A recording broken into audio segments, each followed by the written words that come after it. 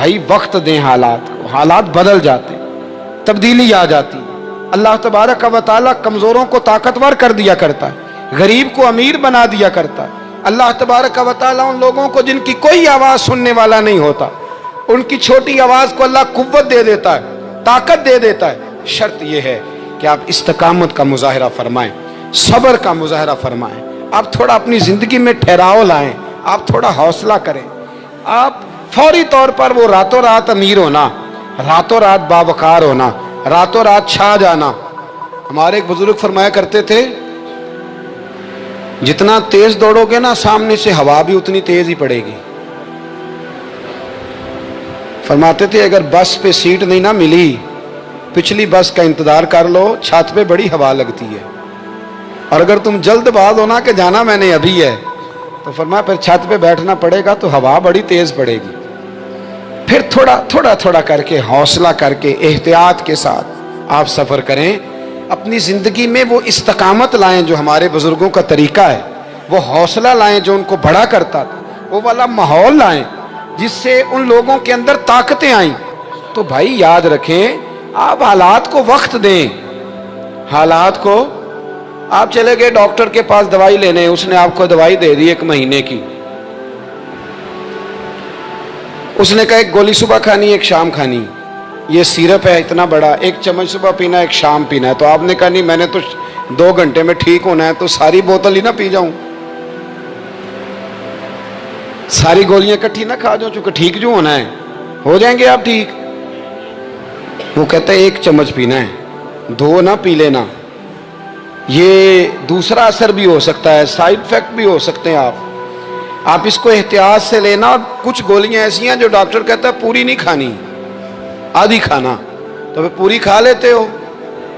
بھائی تھوڑا انتظار کریں، آپ جہاں کھڑے ہیں، جس مقام پہ کھڑے ہیں، استقامت کا مظاہرہ کریں، تھوڑا وقت دیں، بڑی بات نہ کریں لیکن تھوڑا ٹائم دیں، تھوڑا حوصلہ کریں۔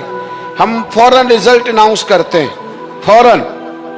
میرے سنگی کئی دفعہ کہتے ہیں کہ حضرت صاحب آپ کیسا محسوس کرتے ہیں، تو میں کہتا ہوں میں تو سیدھا محسوس کرتا ہوں۔ ہمیں لوگ فون کرتے ہیں ٹائم دو، جس کو دے دیا اس کے کاغذوں میں ویری گڈ ہے، اور جس کو نہیں دیا وہ سلام بھی نہیں لیتا، فون بند کر دیتا ہے، چھٹی۔ ویری گڈ آپ اس کے کاغذوں میں ہے جس کی بات پہ آپ پورے، اور جس کو آپ کہہ رہے ہیں کہ نہیں ذرا تو پیار کر، محبت کر، تو ٹائم دے، تو وہ اس بات کے لیے تیار ہے۔ تو آپ صبر کریں، آپ حوصلہ کریں، آپ جس سٹیٹس میں، اور زندگی میں یاد رکھیں جتنا کوئی آپ کو اونچی اور بڑی جگہ پہ بیٹھا نظر آئے گا نا، اتنا زیادہ آزمائش کا شکار ہوگا وہ شخص۔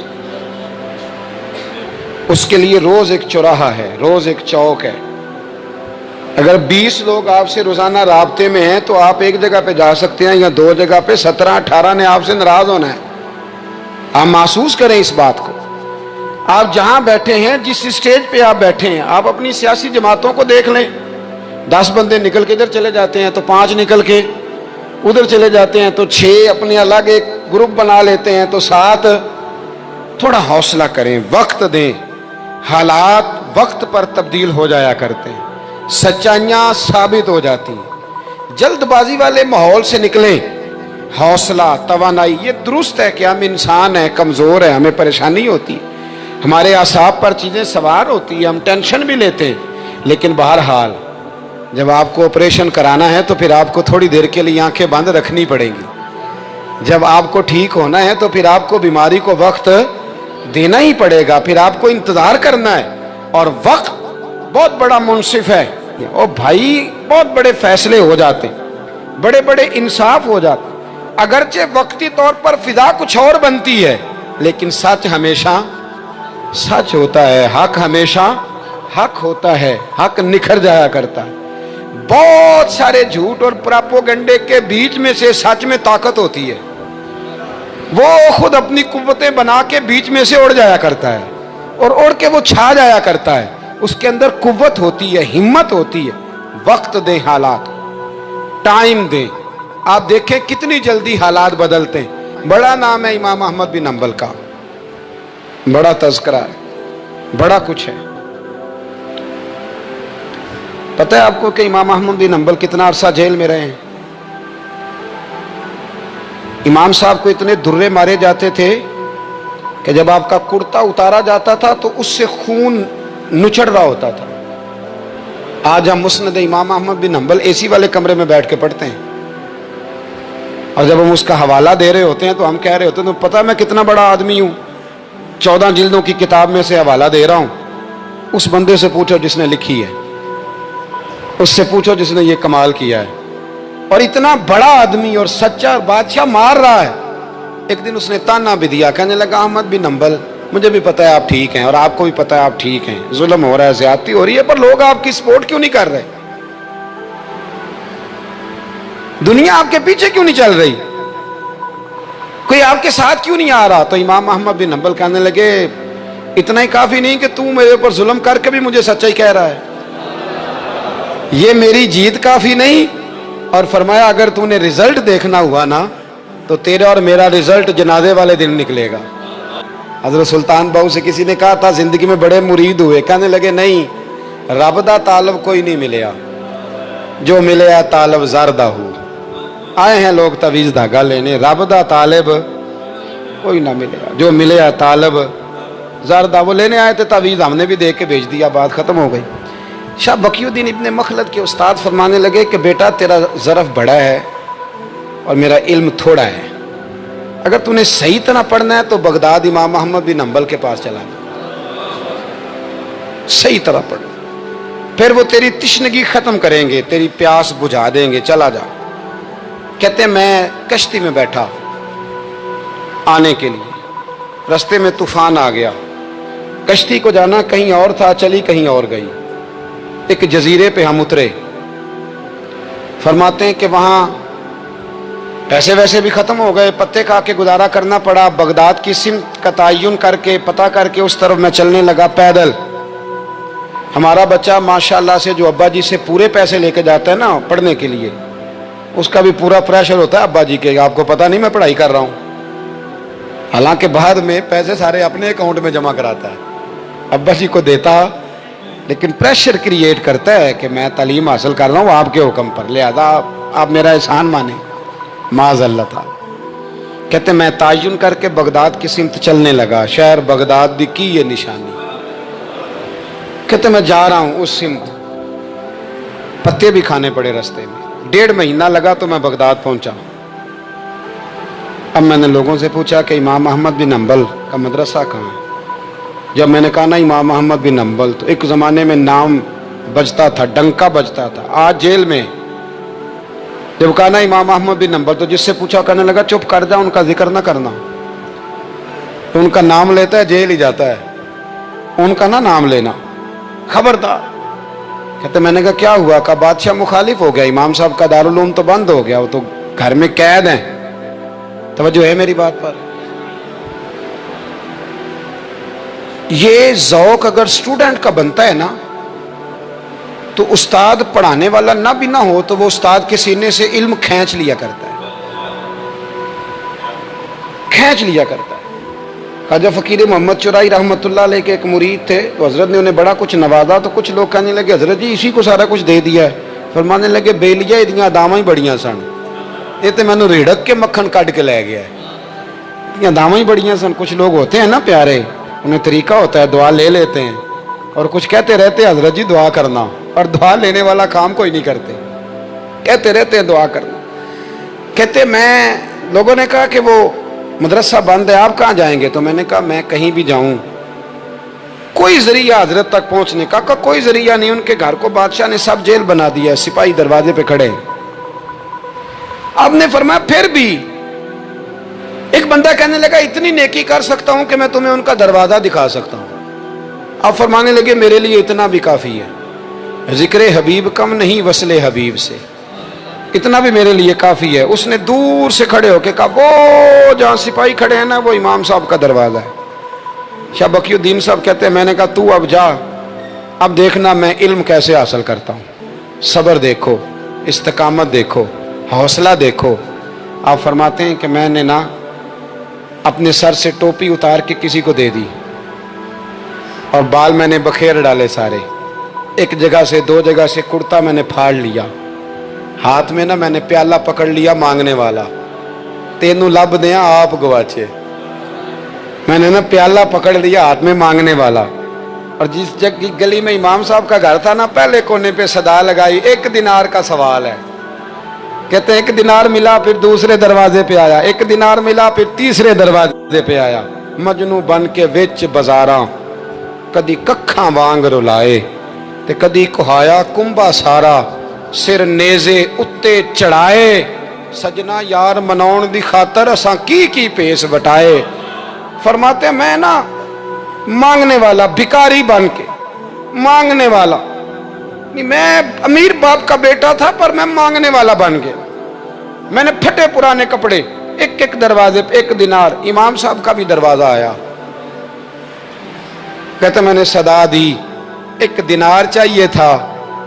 कहते इमाम अहमद बिन हंबल दरवाजे तक आए, और जब मेरे प्याले में कासे में दिनार डालने लगे तो मैं रो पड़ा। मैंने कहा मेरे महबूब करीम की हदीसों के वारिस और जानशीन, मैं तो कहाँ से चला हूँ, तुझसे हदीस सीखने आया हूँ। मुझे खैरात ना दे, मुझे मेरे मुस्तफ़ा की 2 हदीसें पढ़ा दे। तो कहते हैं शेख की आंखों में, इमाम साहब की आंखों में आंसू आ गए। फरमाने लगे यार मैं भी सोच रहा था स्टूडेंट ही कोई नहीं, किससे हबीब की बातें करूं, आज तो पढ़ा दूंगा तो कल कैसे आएगा। अर्ज की हुजूर जब तक आप जेल में रहेंगे मैं भिखारी बना रहूंगा। मांगना जो है नौकर की ते नखरा की, जब लेना जो है तो खत्म हो गई बात, प्याला सीधा रखेंगे। आप फरमाते हैं कई महीने, 1 2 4 दिन नहीं, कई महीने मैं हाथ में ना प्याला ले लेता और गलियों में घूमता। 1 दिनार का सवाल है। इस्तकामत, सबर, हौसला। आप फरमाते हैं इमाम अहमद बिन हंबल का दरवाजा आता तो वो 1 दिनार भी रोज देते और हदीसें भी रोज ही पढ़ाते। आप फरमाते हैं कि फिर वक्त बदल गया, फिर हालात तब्दील हो गए, बादशाह चला गया और नया आ गया। फरमाते हैं वो इमाम साहब का अकीदतमंद था, उसने मदरसा बड़ा बना के दिया, उसने मसनद बिछा के दी। पहले दिन जब इमाम साहब मसनद हदीस पर जुब्बा पहनकर, इमामा बांधकर, खुशबू लगाकर मिंबर पर बैठे हदीसें बयान करने, फरमाते हैं जब मैं आया ना सामने तो मैं उन्हें देख के रो पड़ा, वो मुझे देख के रो पड़े। फरमाते हैं उन्होंने कहा रास्ता छोड़ दो, इसे आगे आने दो। जब मैं आगे आया तो इमाम साहब फरमाने लगे पहले भी बड़ा पढ़ाया था, अब भी जिंदगी भर पढ़ाऊंगा, पर जिस सब्र और इस्तिकामत से तूने पढ़ा है, जो मजा उन दिनों में आया है शायद दोबारा कभी ना आए। थोड़ा हौसला पैदा करें, थोड़ा इस्तिकामत का मुजाहरा करें, थोड़ा सा ना। वो हजरत ख्वाजा निजामुद्दीन साहब से एक शख्स ने आके कहा था मेरा पीर कामिल नहीं तो मैंने बदलना है। फरमाया शरीक कबाहत तो कोई नहीं। कहने लगा नहीं। तो आप फरमाने लगे तो अल्लाह की रजा के लिए खिदमत कर, हो सकता है तेरी खिदमत की बरकत से अल्लाह उसे कामिल कर दे, अल्लाह कामिल बना दे, तेरी बरकत से ही कामिल हो जाए। थोड़ा इस्तिकामत का माहौल बनाए। मैं इस ज़माने में जो सबसे ज़्यादा कमज़ोरी महसूस करता हूँ लोगों के अंदर, तो यह है कि तदब्बुर नहीं, हौसला नहीं। एक बुत होता है मेरी ज़ात का जिससे मैं सारी ज़िंदगी बाहर नहीं निकल पाता। मैं कहता हूँ जो मैं कह रहा हूँ वो होना चाहिए, जो मैं चाह रहा हूँ वो होना चाहिए, जो मेरी ख्वाहिश है वो होना चाहिए। ऐसा नहीं होगा। ख्वाहिशें आप करेंगे, चाहते आप करेंगे, पर पूरी अल्लाह अपनी हिकमत से करेगा। पूरा अल्लाह अपनी। मेरे नबी करीम अलैहिस्सलाम ने एक दुआ मांगी थी, अल्लाह मेरी उम्मत लड़े ना। तो रब करीम ने कहा महबूब ये दुआ मुझसे मांगे ही ना। इसमें भी उसकी हिकमत है कि आपको हक पहचानना है, खुदा रहा अल्लाह पे छोड़े। हम बड़े बेहौसला हैं, हम बड़े कमज़ोर हैं, हमें तो अल्लाह ताला खैर करे। अब तो ज़माने में जो दवाई सबसे ज़्यादा बिकनी चाहिए वो वहम की दवाई है, वो सबसे ज़्यादा बिकनी चाहिए। हर चौथा आदमी इस वहम का शिकार है कि जाने क्या हो जाएगा। कुछ भी नहीं होगा, वही होगा जो मंजूर है। आपको तो माशाल्लाह याद है, वही होगा जो मंजूर है। कुछ चीज़ें अल्लाह रसूल पे छोड़ें, सब्र के साथ, इस्तकामत के साथ। एक बात मैंने शुरू में की थी, फिर दोहराता हूँ आखिर पे। ये सोच लें कि आप हक पे हैं कि नहीं, आप सच्चे हैं कि हज़रत अब्दुल्ला इब्ने ज़ुबैर इमाम हुसैन के बाद यजीदी फ़ौजों के ख़िलाफ़ निकले थे। आपके कुछ साथी शहीद हो गए थे और कुछ पीछे की तरफ चले गए थे, पसपा हो गए थे। हज़रत अब्दुल्ला इब्ने ज़ुबैर अकेले रह गए थे। उस वक़्त आपकी वालदा हज़रत अस्मा बिनते अबी बकर सिद्दीक 90 साल उम्र थी और आंखों से नाबीना थी। فرماتے ہیں میں اپنی اماں سے مشورہ کرنے آیا، میں نے کہا اماں میرے کچھ ساتھی پیچھے چلے گئے، کچھ شہید ہو گئے، میں جہاد میں اکیلا رہ گیا ہوں، حکم کیا ہے؟ تو اماں کہنے لگی عبداللہ پہلے یہ بتا تو حق پہ ہے کہ نہیں؟ میں نے کہا اماں ہوں تو میں حق پہ، پر مجھے تیری بڑی فکر ہے، تیری 90 سال عمر ہے، یہ تو میرے جو مقابلے والے ہیں یہ تو بڑے سخت گیر لوگ ہیں، میری لاش کے ٹکڑے ٹکڑے کر دیں گے، تو برداشت کر لے گی؟ تو حضرت اسماء نے پتہ کیا دلیرانہ جواب دیا تھا کہ بیٹا بکرے کو تکلیف صرف ذبح ہوتے وقت ہوتی ہے، جب اس کی کھال اتارتے ہیں پر اسے کوئی تکلیف نہیں ہوتی، جب اس کے ٹکڑے ٹکڑے کرتے ہیں اسے کوئی تکلیف ہے۔ تو کہا بیٹا حوصلے کے ساتھ رہنا، صبر کے ساتھ رہنا، اگر تو حق پہ ہے پہلے یہ دیکھ لے، اگر آپ حق پہ ہیں، اگر نہیں تو توبہ کر کے حق پہ آئیں، اور اگر آپ حق پہ ہیں تو پھر آپ یہ ذہن بنا لیں کہ حالات بدلیں گے اور جو آپ کا نظریہ ہے وہ غالب آ کے رہے گا۔ اگر آپ حق پہ ہیں تو پھر اللہ آپ کو توفیق دے گا، لیکن زندگی میں ان چیزوں سے بچیں۔ امام اعظم کے خلاف سازش رچی گئی، امام صاحب رحمۃ اللہ تعالیٰ علیہ کے پاس ایک بی بی دوڑی، حضور مسئلہ پوچھنا، آپ عورتوں سے ملا نہیں کرتے تھے، میں نے سوال کرنا ہے جی، جلدی جلدی سے اندر آ گئی۔ عورت جیسے ہی اندر داخل ہوئی باہر شور ہو گیا، امام صاحب کے پاس عورت ہے، اس نے بھی شور کر دیا کہ معاذ اللہ ثم معاذ اللہ، 10 درازی کیا امام اعظم نے۔ لوگ امام صاحب سے کہنے لگے اب پراپوگنڈا ہو گیا، سارے شہر میں بات پھیل گئی، حضور آپ جواب دیں، آپ بھی کو بات کریں۔ فرمانے لگے کیا جواب دوں، بی بی اکیلا تھا، میں اندر آئی ہے، باہر شور ہوا ہے، عورت کہہ رہی ہے میں اکیلا تھا، میں جواب دوں بھی تو میری گواہی کون دے گا، میرے ساتھ کھڑا کون ہوگا، اس وقت کون ہے جو اٹھ کے کہے گا کہ نہیں نہیں ایسی بات کوئی نہیں، یہ تو ماحول تو اور رخ اختیار کر گیا، تو حضور اب کیا کرنا ہے؟ تو آپ فرمانے لگے کرنا کیا ہے، میں کوئی لاوارث ہوں، رب رسول کا ماننے والا ہوں، میں فیصلہ اپنے اللہ پہ چھوڑتا ہوں، وہ بھی تو عدالت ہے نا۔ مصیبت یہ ہے کہ میں اور آپ سارے فیصلے خود کرنا چاہتے ہیں، حالانکہ خود کچھ فیصلے چھوڑ دینے چاہیے، وہی ہو تو بہتر ہے۔ فرمایا اللہ رسول پہ چھوڑتا ہوں، ختم ہو گئی بات، اب میں دلیل دوں گا بھی تو میری سنے گا کون؟